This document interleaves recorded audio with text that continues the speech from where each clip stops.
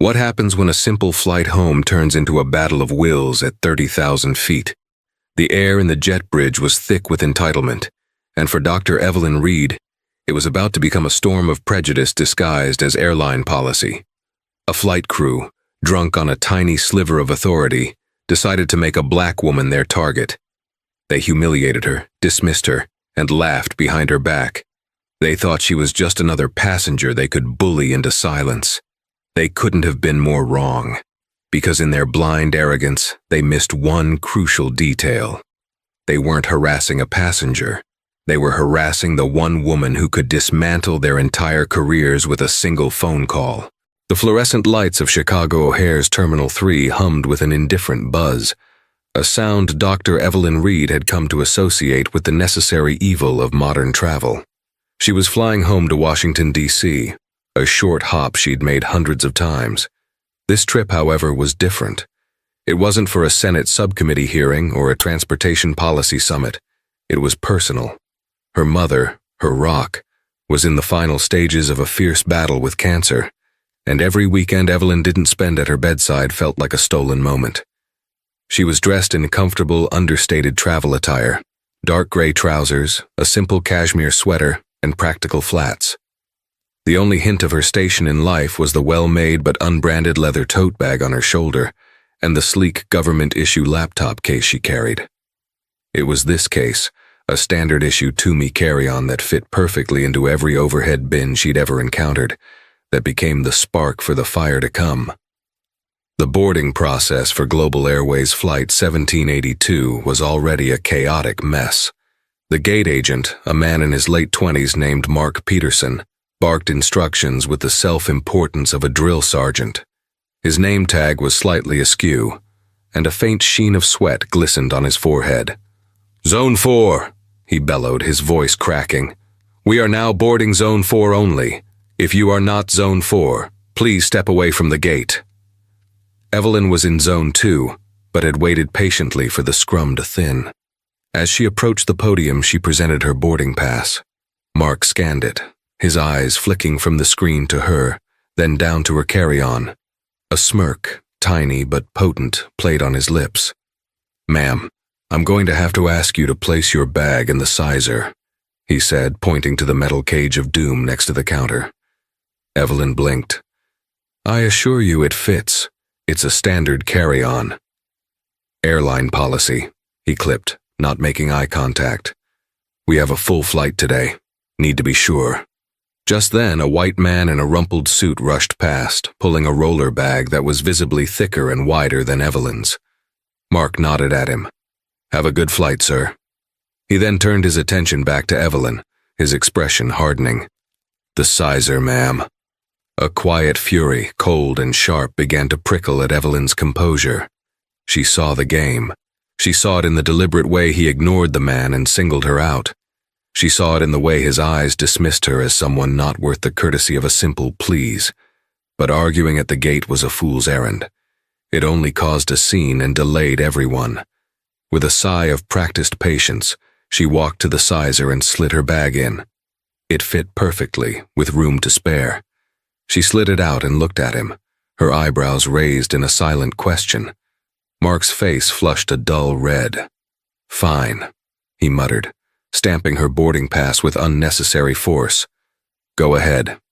He didn't know, couldn't know, that the woman he had just needlessly profiled was Dr. Evelyn Reed, the Deputy Administrator of the Federal Aviation Administration. He didn't know that her entire life's work revolved around ensuring the safety and fairness of the very system he was currently weaponizing. Stepping onto the jet bridge, Evelyn took a deep, centering breath. She hoped that was the end of it. It was only the beginning. On board, the atmosphere was a mix of stale air and fake smiles. She found her seat, 12C, an aisle seat in the Economy Plus section. As she went to place her Toomey case in the overhead bin, a sharp voice cut through the cabin noise. "Ma'am, that bin is reserved." Evelyn turned. A flight attendant with blonde hair pulled into a severe bun and a name tag that read Brenda stood with her arms crossed. Her lipstick was a slash of crimson, and her eyes were as cold as the cabin windows. This was Brenda Miller, the lead flight attendant, a 20-year veteran who believed the aircraft was her personal fiefdom.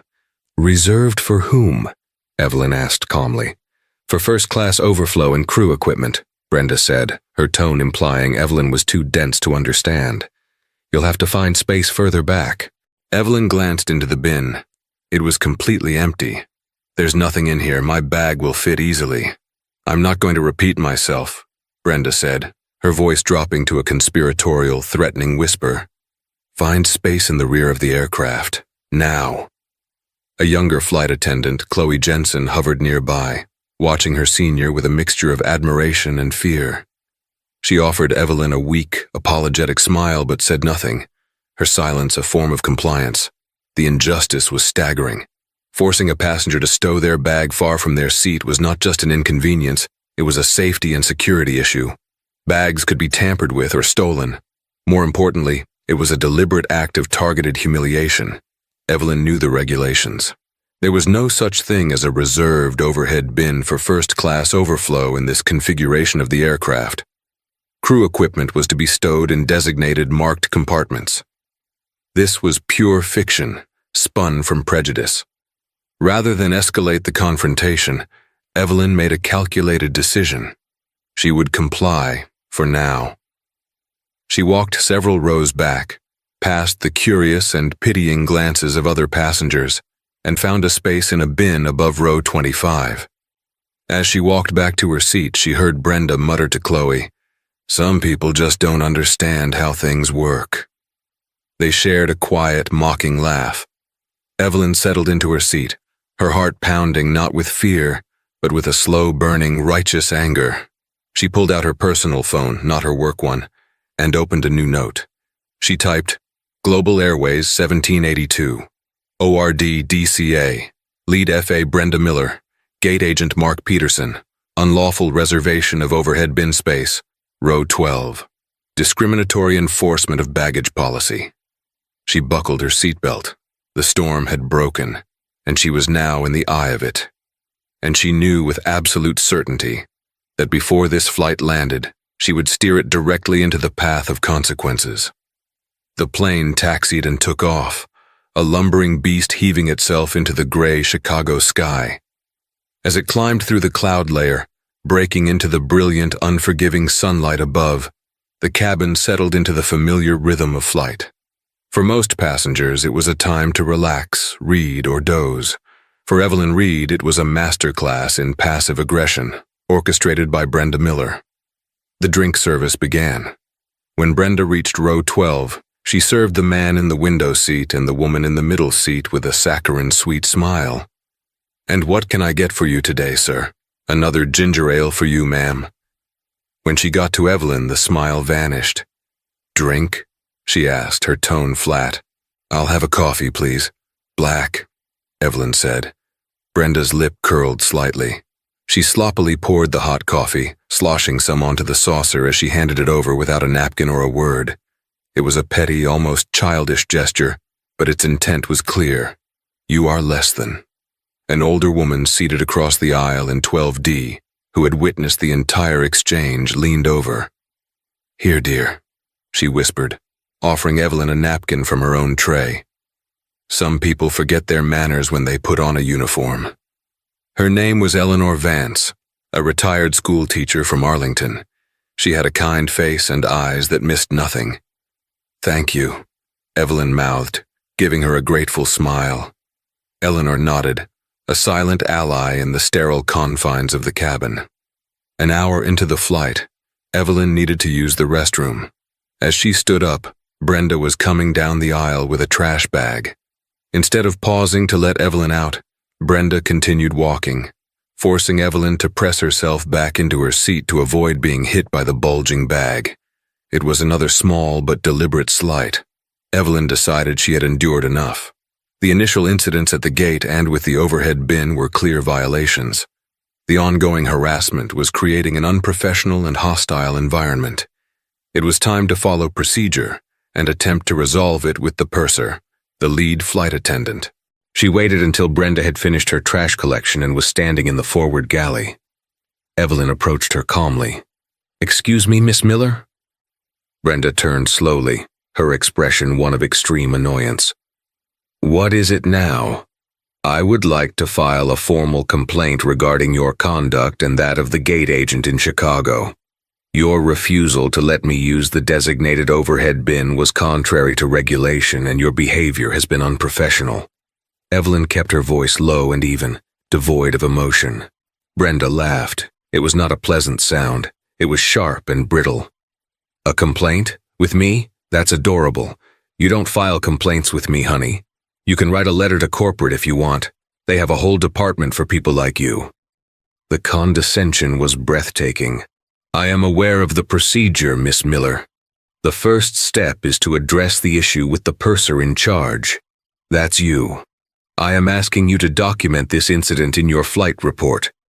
I will be documenting that a passenger in 12C was being disruptive." Brenda snapped back, her voice rising. Chloe, who was arranging beverage cans, froze and looked at the floor. "I have been anything but disruptive," Evelyn stated, her patience wearing dangerously thin. "I am a passenger on this aircraft who has been subjected to discriminatory treatment, and I am asking you, as the lead flight attendant, to address it." "There is nothing to address," Brenda said, turning her back on Evelyn. "Now please return to your seat before I have the captain get involved." The threat hung in the air. For most passengers, the thought of the captain being called would be mortifying. For Evelyn, it was an opportunity. "Yes," Evelyn said, her voice now like ice. "I think you should get the captain. I would very much like to speak with him." A flicker of surprise crossed Brenda's face. She had expected Evelyn to retreat. When she didn't, Brenda's arrogance demanded she follow through on her threat. With a huff, she knocked on the cockpit door. It opened a crack and she murmured something to the first officer. A moment later, the door opened wider and Captain Robert Sterling emerged. Captain Sterling was in his late 50s, with silvering hair and the confident, almost swaggering posture of a man who had commanded airplanes for 30 years. He saw himself as the king of his domain, the final arbiter of all disputes. He looked from Brenda's incensed face to Evelyn's calm, composed one. "Is there a problem here?" he asked, his voice a low rumble of authority. He directed the question not to Evelyn but to his lead flight attendant. "Captain," Brenda began, her voice dripping with manufactured victimhood. "This passenger has been argumentative since she boarded. She refused to follow instructions about her baggage, and now she's up here making baseless accusations against my crew." Captain Sterling's eyes settled on Evelyn. It was a look she knew well, a dismissive, paternalistic gaze that sized her up and found her wanting. He didn't see a senior government official. He saw a problem to be managed. "Ma'am," he said, not even asking for her side of the story. "I trust my crew. Brenda here is one of my best. If she says there's an issue, there's an issue. We have a policy of zero tolerance for passenger interference with crew member duties. I need you to return to your seat and refrain from causing any further disturbances for the remainder of this flight. Are we clear?" The finality in his tone, the complete and utter lack of curiosity about the truth, was the last nail in his professional coffin. He had just made the single biggest mistake of his career. He had not only failed to investigate a credible passenger complaint, he had actively sided with his crew in a clear case of misconduct, thereby making himself complicit. Evelyn held his gaze. All the fire inside her had cooled into something harder, something absolute. This was no longer just about rudeness. It was about a catastrophic failure of command and a gross dereliction of duty. "Captain Sterling," she said, her voice quiet but carrying the weight of an anvil, "we are crystal clear." She turned without another word and walked back to her seat. She sat down, her hand steady, her mind already moving miles ahead of the aircraft. She knew the exact regulations he had just violated. She knew the precise statutes that governed crew conduct and a captain's responsibility. And she knew exactly who she was going to call the moment the wheels touched the ground at Reagan National. Brenda and Captain Sterling exchanged a triumphant look. They had put the uppity woman in her place. They believed they had won. They were blissfully, tragically unaware that they had just lost everything. The descent into Washington, D.C. was smooth. The familiar landmarks appeared through the window: the Potomac River, the Washington Monument, the Pentagon. For the other passengers, it signaled the end of a journey. For Brenda Miller and Captain Robert Sterling, it was the prelude to a reckoning. As the plane taxied towards the gate, Brenda made her final, cheerful announcement. "On behalf of Global Airways and this entire flight crew, we'd like to welcome you to Washington, D.C. Please remain seated with your seatbelts fastened until the captain has turned off the seatbelt sign." She walked past Evelyn's row, a smug, self-satisfied smile gracing her features. She'd won. The passenger had been silenced. The moment the ding echoed through the cabin, signaling it was safe to move, Evelyn remained seated. The other passengers began to stand, grabbing their bags. The man in the middle seat next to her squeezed past with a polite, "Excuse me." Evelyn reached into her tote bag and pulled out her second phone. It was a black, nondescript device, but it was a direct, encrypted line to the highest levels of the U.S. government. Brenda and Chloe positioned themselves at the forward door to bid the passengers farewell. Captain Sterling had opened the cockpit door, ready to receive the customary "thanks for the flight" from deplaning travelers. They were a picture of professional calm. Evelyn scrolled through her contacts and pressed a name. Not a hotline. Not a customer service number. She pressed the direct line from Michael Whitaker, the chief administrator of the Federal Aviation Administration, her boss. He answered on the second ring. "Evelyn." His voice was warm. "I thought you were in the air." "I've just landed at Reagan, Michael," Evelyn said, her voice perfectly level, yet carrying an unmistakable current of authority that made the kind teacher Eleanor, who was still in her seat across the aisle, look over with sudden, intense curiosity. "Good. How's your mother?" "Holding steady. Thank you for asking. But that's not why I'm calling you on this line. I'm on Global Airways Flight 1782 from O'Hare." There was a pause. Michael knew Evelyn only used this line for urgent, official business. "What's happened?" "I need you to do something for me immediately," Evelyn said, her voice dropping slightly, becoming more clipped and precise. The passengers from her row were now gone, giving her a small pocket of space. "I need you to contact the Global Airways Operations Center and have them hold the entire crew of Flight 1782 at the gate, the flight and cabin crew. They are not to be released to their next assignment. I also want the airport's FAA field office supervisor to meet me at gate C-34. Now." Michael's end of the line was silent for a beat. He knew Evelyn. She was not prone to drama or overreaction. For her to make a request like this, something serious had occurred. "Consider it done," he said. "What's the nature of the incident?" Evelyn's eyes flickered toward the front of the plane, where Brenda was now laughing about something with the first officer. "Multiple flagrant violations of the Code of Federal Regulations, Michael," she said, and now her voice was loud enough for Chloe, the junior flight attendant, to overhear. Chloe's smile froze on her face. Evelyn continued, spelling it out like a death sentence. "Specifically Title 14, Part 121, regarding crew interference and passenger service regulations, and potential violations under Title 49 of the U.S. Code concerning civil rights.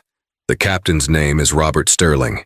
The lead flight attendant is Brenda Miller. I am invoking my authority as deputy administrator to order their immediate grounding, pending a full investigation."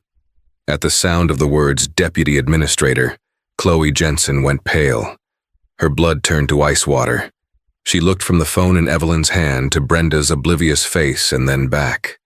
The pieces began to click together in her mind with the horrifying sound of a guillotine sliding into place. She tugged frantically on Brenda's sleeve.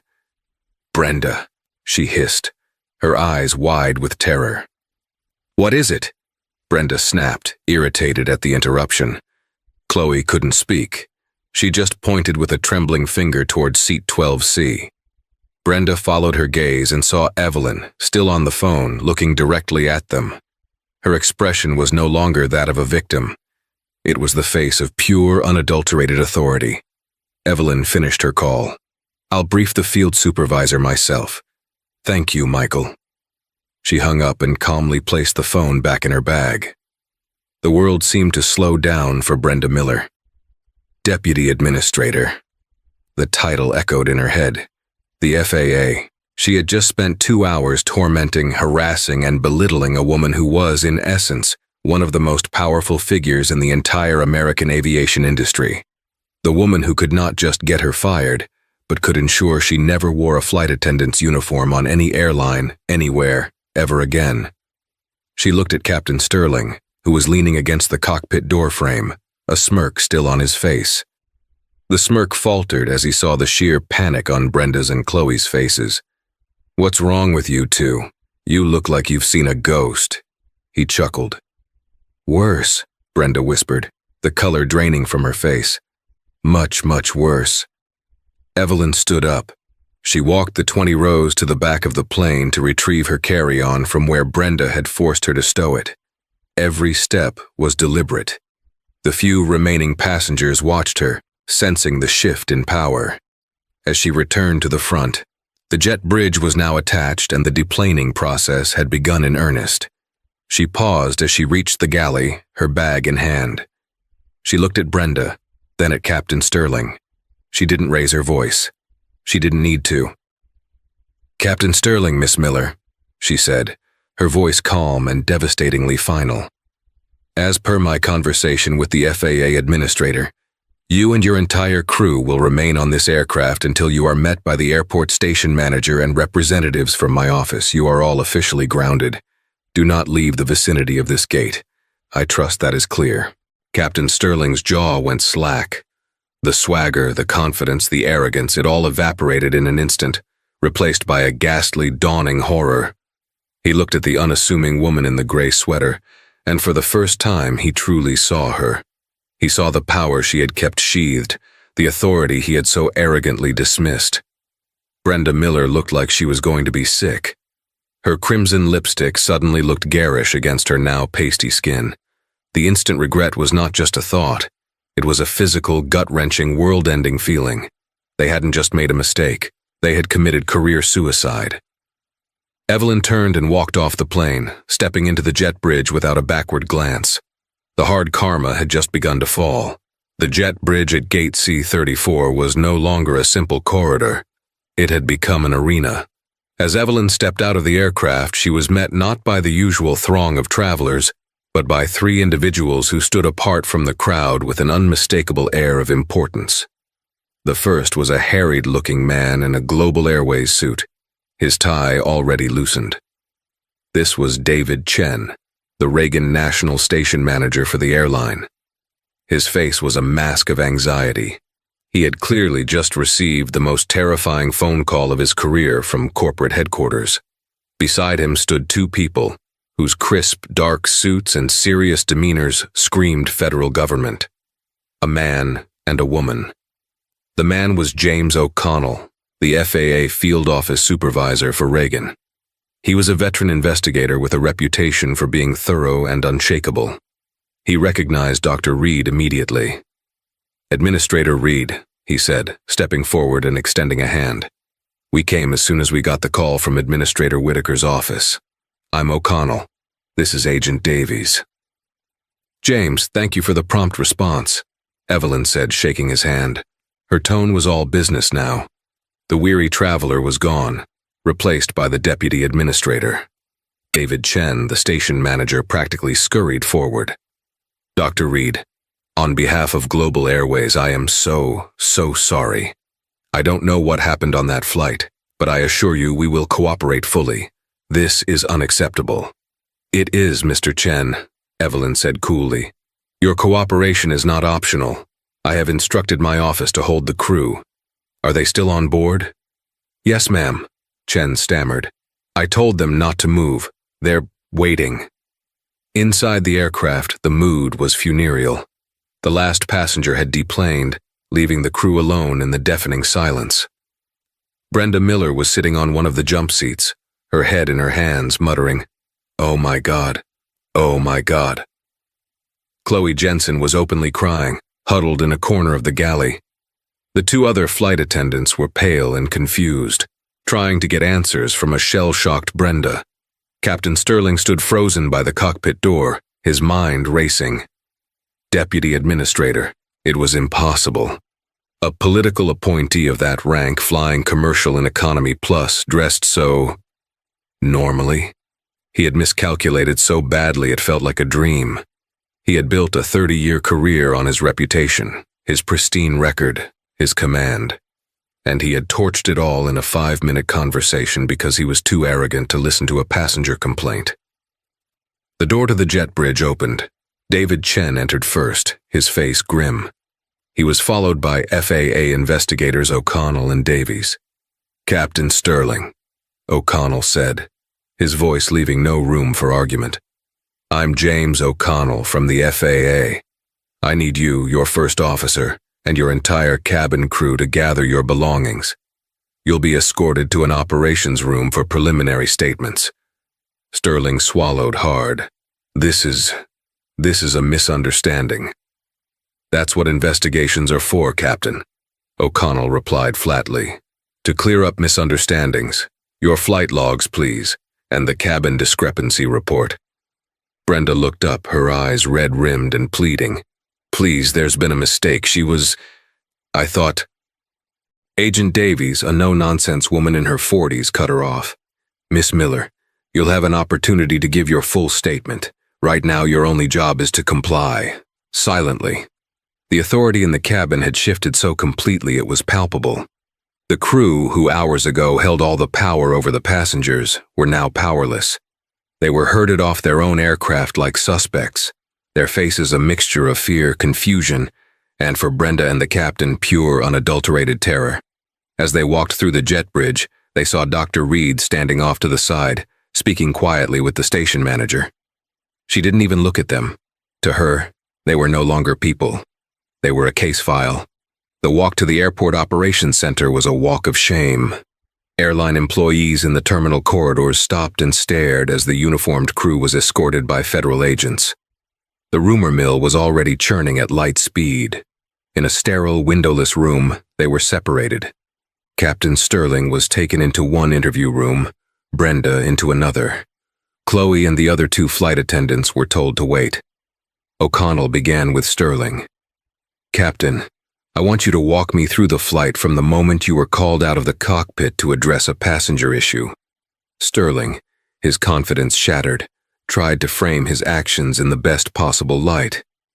"My purser informed me of a passenger who was being difficult. I went out to de-escalate the situation. I listened to my crew, made a judgment call to maintain order, and instructed the passenger to return to her seat." "Did you ask the passenger for her side of the story?" O'Connell asked, his pen poised over his notepad. Brenda has been with me for years. I trusted her assessment. So you did not directly ask the passenger, Dr. Reed, to describe the events that led to her complaint?" "No. I felt it was handled." "Are you aware of Title 14 CFR Part 121.547, which makes the pilot in command directly responsible for adherence to all regulations and for the safety and proper conduct of the flight?" O'Connell asked. "Of course I am." "And are you aware of the Department of Transportation's explicit prohibitions against discriminatory practices by airline personnel?" Sterling remained silent. He knew. Of course he knew. He just never thought it would apply to him. In the next room, Brenda Miller's interview was a complete meltdown. She alternated between hysterical crying, blaming Chloe for not warning her, and trying to paint Evelyn as an aggressive, entitled passenger. "She was just looking for a fight from the moment she got on," Brenda sobbed to Agent Davies. "That bag, and then she demanded I take a complaint." "Miss Miller, let's talk about the overhead bin at row 12, Agent Davies said, her voice calm. "You told Dr. Reed it was reserved for first-class overflow. Is that standard Global Airways policy on this aircraft type?" "Well, no, not officially, but we do it on full flights to ensure." "So you misrepresented airline policy to a passenger in order to deny her access to storage space she was entitled to?" Brenda's face crumpled. I made a mistake. And then you refused to document her complaint in your official report and instead brought the captain in to intimidate her. Is that correct? Every question was a new shovel of dirt on the grave of her career.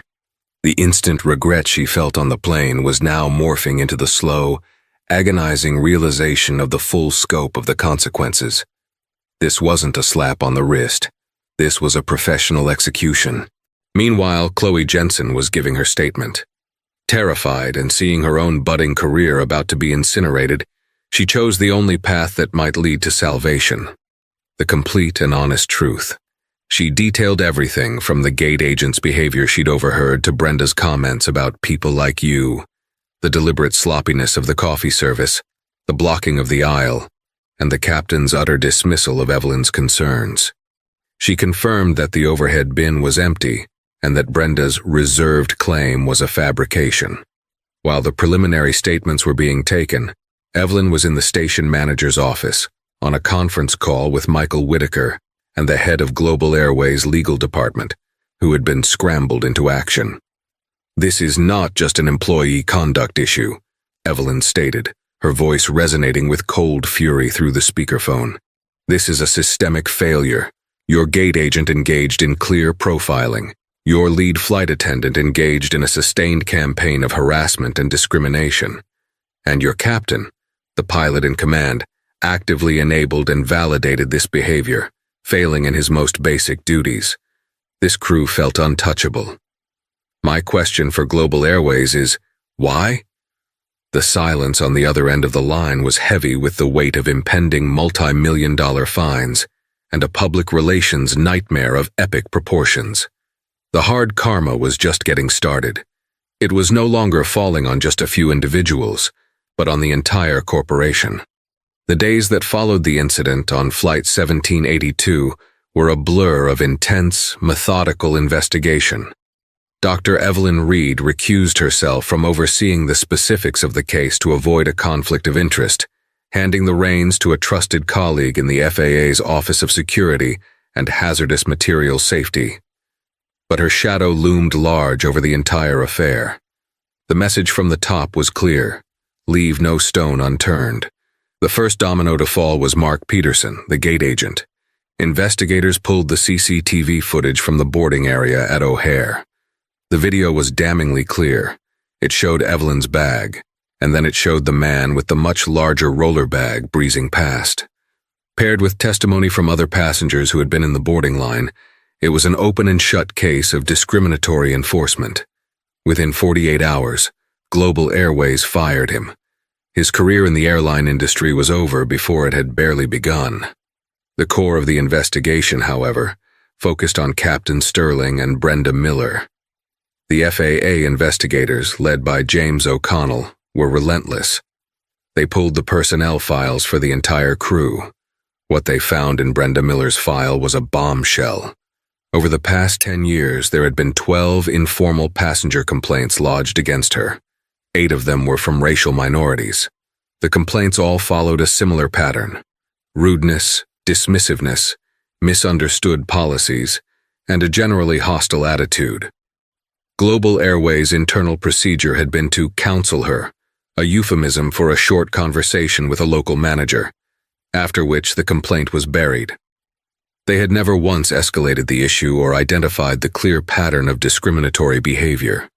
They had protected their veteran employee at the expense of their passengers. This discovery transformed the case from an isolated incident into a pattern of corporate negligence. O'Connell's team also reached out to passengers from Flight 1782. They found their star witness in Eleanor Vance, the retired teacher. Eleanor, with her clear-eyed sense of justice, provided a detailed chronological account of Brenda's aggressions. She treated that poor woman like dirt from the moment she stepped on board, Eleanor told Agent Davies over the phone. The coffee, the way she blocked the aisle, it was like a schoolyard bully. And the captain? He just swaggered out, took one look at her, and sided with his employee. He didn't even ask Dr. Reed what had happened. I was right there. I saw it all. Her testimony was gold. As a credible third-party witness with nothing to gain, Her account corroborated every detail of Evelyn's and Chloe Jensen's statements. For Captain Robert Sterling, the investigation was an excruciating dissection of his own arrogance. Investigators reviewed his flight records, training history, and past performance reviews. On paper, he was an exemplary pilot. He had a perfect safety record. But the interview transcripts revealed a man so insulated by his own authority that he had lost the ability to be objective. In his second, more formal interview, O'Connell pressed him hard. "Captain, you are the final authority on that aircraft. Your primary duty is to the safety of every single person on board. A passenger brought a credible complaint of harassment to your crew, and your response was to threaten the passenger. How do you reconcile that with your duties?" "I made a mistake in judgment," Sterling said, his voice hoarse. The swagger was long gone, replaced by the weary tone of a defeated man. "I should have spoken to her directly." "It was more than a mistake in judgment, Captain," O'Connell countered. "It was a dereliction of duty. You allowed a hostile environment to persist on your aircraft. You failed to investigate, and you failed to uphold the regulations you swore to enforce. By siding with Miss Miller without question, you became an active participant in her discriminatory actions. The unraveling of Brenda Miller was even more dramatic.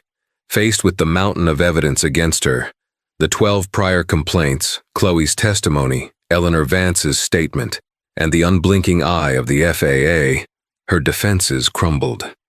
She hired a lawyer who advised her to stop talking, but the damage was done. Her attempts to lie and deflect in her initial statement had destroyed her credibility. She became a pariah. Her flying partner, Chloe, was now the prosecution's key witness. Her own airline, seeing the massive liability she represented, offered her up as a sacrifice. Global Airways' legal team went into full panic mode. They knew this was a catastrophe. The pattern of ignored complaints was a legal time bomb that Dr. Evelyn Reed had just detonated. They began preparing for the inevitable consequences, which they knew would be severe. Meanwhile, Evelyn was at her mother's bedside in a quiet room at Johns Hopkins Hospital. She held her mother's frail hand, the sterile beeping of the machines a stark contrast to the chaos she had unleashed. Her mother, even in her weakened state, saw the tension in her daughter's face. "You're carrying the weight of the world, Evie," she whispered. "Just a small part of it, Mama," Evelyn replied, forcing a smile. "Did you do the right thing?" Evelyn thought of the smug look on Brenda's face, the dismissive wave of Captain Sterling's hand. She thought of all the people who looked like her, who faced those small and large indignities every day without the power to fight back. She thought of the 12 prior complaints against Brenda Miller that went nowhere, 12 other people who were humiliated and then ignored. "Yes, Mama," Evelyn said, her voice firm. "I did the right thing." Her phone buzzed. It was a text from Michael Whitaker. It read, "Board of Inquiry scheduled for next week. Global Airways CEO is requesting a meeting. They're terrified." The karma wasn't just hitting back anymore. It was conducting a full-scale demolition. The unraveling was almost complete. All that was left was the final, crushing sentence. The Board of Inquiry was a formal, sterile affair held in a conference room at the FAA headquarters in Washington, D.C. It was not a court of law, but in the world of aviation, its verdicts were just as final. Presiding were 3 senior FAA officials. Captain Robert Sterling and Brenda Miller were there with their lawyers. Representatives from Global Airways' senior management and legal department occupied an entire row of chairs, their faces grim. Chloe Jensen was present as a witness. Evelyn Reed was not in the room, but her presence was felt in every word spoken. The evidence was presented methodically. The gate video, the passenger manifest, the damning personnel file of Brenda Miller, and the sworn statements from Eleanor Vance and Chloe Jensen. The case was overwhelming. The verdict came swiftly. Brenda Miller's fate was absolute. The board found her guilty of gross professional misconduct, endangerment of passenger welfare by creating a hostile environment, and repeated violations of federal anti-discrimination statutes. The FAA revoked her flight attendant certification, permanently. She was blacklisted from working on any U.S.-based or affiliated carrier for life. She was 48 years old, and the only career she had ever known was gone. Captain Robert Sterling faced a similar devastating judgment. The board found him guilty of dereliction of his command authority, failure to enforce federal regulations, and enabling discriminatory conduct by his crew. His airline transport pilot license, the pinnacle of a pilot's career, was suspended for 5 years. For a 58-year-old pilot, a 5-year suspension was a career death sentence. No major airline would rehire a pilot in his 60s with such a black mark on his record. His 30 years of flying, his pride, his 6-figure salary, all of it vanished. Chloe Jensen, due to her full and immediate cooperation, received a much lighter sentence. Her license was suspended for 90 days, and she was required to undergo intensive retraining on civil rights regulations and conflict de-escalation. She was given a second chance, but the lesson was seared into her memory forever. But the reckoning did not stop with the individuals. The true hard karma landed squarely on Global Airways. 2 weeks after the Board of Inquiry, the FAA announced its official sanctions against the airline. Global Airways was fined $27.50 million, one of the largest fines ever levied for regulatory violations of this nature. The fine was not just for the incident on Flight 1782, but for the airline's systemic and deliberate failure to address the pattern of discriminatory conduct by its employees, as evidenced by the buried complaints against Brenda Miller. The FAA also issued a sweeping consent decree. Global Airways was forced to completely overhaul its customer service and DEI, diversity, equity, and inclusion training programs from the ground up.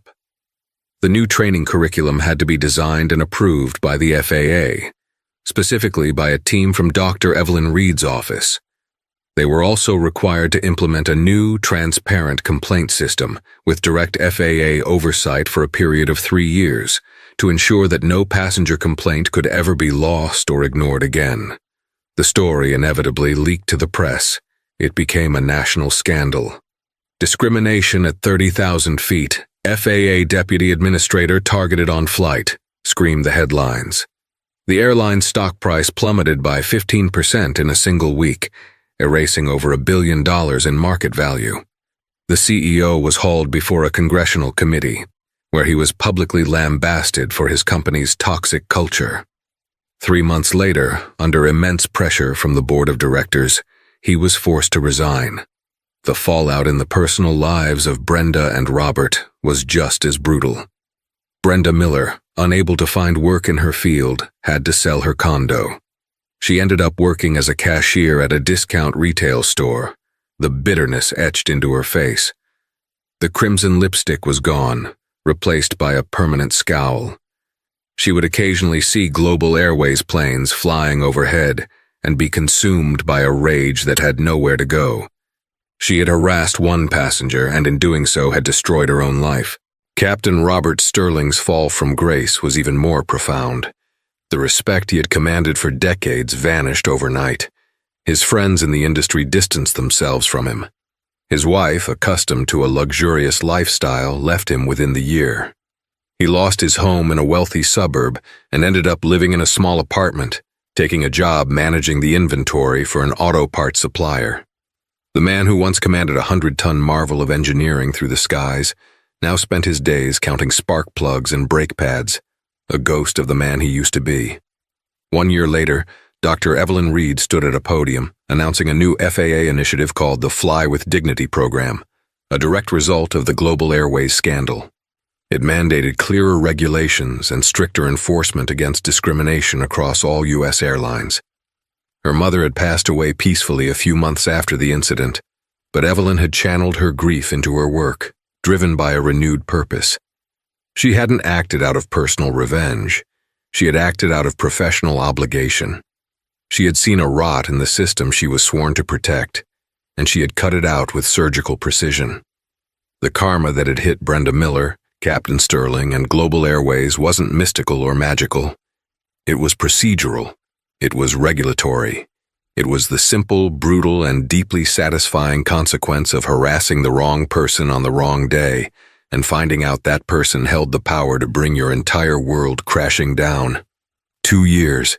In the grand scheme of aviation history, 2 years is a blink of an eye. It's the time it takes to develop a new avionics system or for a freshly painted livery to start showing signs of wear. But for the people whose lives were irrevocably altered by Global Airways Flight 1782, 2 years was an eternity, a chasm separating a life that was from a life that is. The reckoning had been swift, but its echoes lingered, shaping the quiet moments and desolate landscapes of their new realities. For Brenda Miller, reality was the incessant beeping of a cash register and the cloying scent of floor cleaner at a megamart in a drab suburban strip mall. Her movements were mechanical, her face a permanent mask of sour resignation. The crisp, authoritative uniform was gone, replaced by a cheap, ill-fitting polyester polo shirt in a hideous shade of blue. The power she once wielded over a captive audience of hundreds was reduced to asking paper or plastic, to customers who barely made eye contact. One Tuesday afternoon, a woman placed a travel-sized pillow and a neck support cushion on the conveyor belt. She was young, vibrant, and wearing the uniform of a rival airline. "Long haul to Tokyo tonight," the young flight attendant said with a weary but excited smile. "Stocking up." Brenda's hands froze over the scanner. For a moment, she was back in the galley, the hum of the engines a familiar song, the scent of jet fuel a comforting perfume. She remembered the thrill of takeoff, the camaraderie of the crew, the kind that laughed at her jokes, the sense of importance. A hot, acidic wave of rage and self-pity washed over her. It wasn't fair. She had given 20 years of her life to that job. She had been good at it. She had been respected, feared even. "That'll be $19.47, Brenda mumbled, her voice flat and dead. She avoided looking at the woman's wings pinned to her blazer. The young attendant paid, oblivious to the storm raging behind the cashier's vacant eyes. As she left, Brenda watched her go, a ghost haunting the life she once had. She was a cautionary tale whispered about in crew lounges and training centers, the lead attendant who bullied the wrong passenger and got her wings permanently clipped. Her bitterness had not softened into reflection. It had hardened into a brittle shell. She hadn't learned that she was wrong. She had only learned that she had lost. The echo for Brenda was the constant grating sound of her own irrelevance. For Captain Robert Sterling, the echo was silence. The thunderous roar of jet engines had been replaced by the quiet hum of a forklift in the cavernous warehouse of Sterling Automotive Solutions, a business owned by his younger brother, who had given him a job out of pity. His title, Captain, which had once been an inseparable part of his identity, was gone. Here, he was just Bob. His days were spent managing logistics, checking invoices, and overseeing the shipment of mufflers and catalytic converters. His brother had tried to be kind. "Look, Rob, it's a fresh start. Ground-level opportunity." But for a man who had spent his life at 37,000 feet, the ground was a foreign, humiliating country. He had tried, 6 months ago, to get his license back for flying small cargo planes in the Alaskan bush. Anything to get back in the air. The insurance underwriter took one look at his FAA record and laughed. The suspension was one thing. The reason for it was an uninsurable risk. The name Sterling was now linked to the Global Airways scandal, a permanent stain. One afternoon, while reviewing inventory spreadsheets in his cramped office, he overheard 2 young mechanics in the bay talking about a vacation. "We flew global," one said. "Man, they are so nice now. The flight attendant helped my wife with the car seat for like 10 minutes, offered us extra snacks for the kid." Sterling flinched as if struck. He closed his eyes and the image of Dr. Reed's face appeared in his mind, calm, composed, and utterly resolute. In the quiet of that warehouse, away from the lawyers and the formal inquiries, a shard of genuine understanding finally pierced his armor of arrogance. His mistake wasn't just trusting Brenda. His mistake was a failure of perception. He had looked at a black woman making a complaint and had seen a problem to be squashed, not a person to be heard. He had acted to protect the hierarchy, his crew, his own comfortable authority. He had failed to see the human being. The regret he felt now was different from the initial panic of getting caught. It was deeper, tinged with a shame that felt disturbingly like personal growth. The echo for Robert Sterling was the deafening silence of a sky he could no longer touch, a silence that forced him, finally, to listen to the man he had become. On the other side of the world, a different kind of echo was taking shape. Chloe Jensen buckled herself into a jump seat aboard a transatlantic flight. She worked for a European airline now, having left the toxic memory of global airways behind. She was a senior flight attendant, a purser, and she wore her new authority with a quiet grace and a vigilant eye. Mid-flight, she noticed a junior attendant, a young man named Liam, speaking curtly to an elderly Indian couple who were confused about the customs forms. His tone was dismissive, his impatience palpable. "It's really quite simple. Just check the boxes," he said with a sigh. Chloe felt a cold jolt of recognition. She saw Brenda's sneer and Liam's impatience. She saw Captain Sterling's dismissiveness. Before the moment could fester, she intervened. She walked over, knelt by the couple's seats so she was at their eye level, and smiled warmly. "It can be a little confusing, can it?" she said, her voice soft. "Let's walk through it together. My name is Chloe. What's your destination in the States?" She spent 5 minutes patiently guiding them, explaining each question, using a pen to point at the correct lines. Liam stood back, chastened and surprised. Later in the galley, Chloe spoke to him privately. "We are here to help, Liam, for everyone. That is the job. Not just serving drinks, but serving people. Never forget that." The lesson she had learned in fire and humiliation had become her guiding principle. Chloe's echo was the positive ripple she now created, a quiet force for the very dignity that Dr. Reed had fought for. And in Washington, D.C., Dr. Evelyn Reed stood with her 6-year-old nephew Leo in the vast sunlit atrium of the National Air and Space Museum. They stood beneath the 1903 Wright Flyer, the fragile wood and fabric machine that started it all. "Did that really fly, Auntie Evie?" Leo asked, his eyes wide with wonder. "It really did," Evelyn said, her voice full of warmth. "It taught us that anything is possible, that we could touch the sky." Her role at the FAA had grown. The Fly with Dignity initiative was her signature achievement, and it had teeth. Airlines now faced immediate steep penalties for substantiated discrimination complaints. The reporting system was transparent, and the training was rigorous. The culture, slowly but surely, was changing. The Global Airways incident had become a legendary case study in FAA training academies, a lesson taught to every new pilot, flight attendant, and gate agent. Evelyn rarely thought about the individuals anymore. They were footnotes in a much larger story of systemic correction. She felt no lingering anger, only a grim satisfaction that the system, when prodded by a firm and righteous hand, had worked. Her fight was never about revenge against a rude flight attendant or an arrogant pilot. It was for Leo. It was for the Indian couple Chloe had helped. It was for every person who buys a ticket and places their trust in the promise of aviation, the promise of safe and respectful passage. Her phone buzzed. It was an internal alert about a weather system grounding flights in the Midwest. She tapped out a quick reply, her focus shifting instantly to the logistics of safety and flow control. The work was endless. As she put the phone away, Leo pointed up towards the glass ceiling. High above, a jetliner carved a silent white scar across the deep blue canvas of the sky. "Look, Auntie Evie, a plane." Evelyn looked up, shielding her eyes from the sun. She watched it until it was just a silver glint in the distance. She wasn't seeing an aircraft designation or a potential regulatory issue. She was seeing a vessel of hope and connection, a piece of the sky she had fought to make a little more worthy of the dreams it inspired. The echo of Flight 1782 for her was the quiet hum of a system made better, a sky made more just, and the enduring belief that one person, holding fast to their principles, could indeed help the world touch the sky. So what do you think? Was the karma swift and just?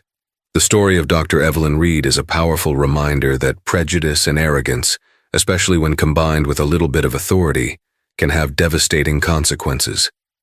Brenda Miller and Captain Sterling thought they were untouchable, but they learned the hard way that accountability can find you, even at 30,000 feet. What would you have done in Dr. Reed's position?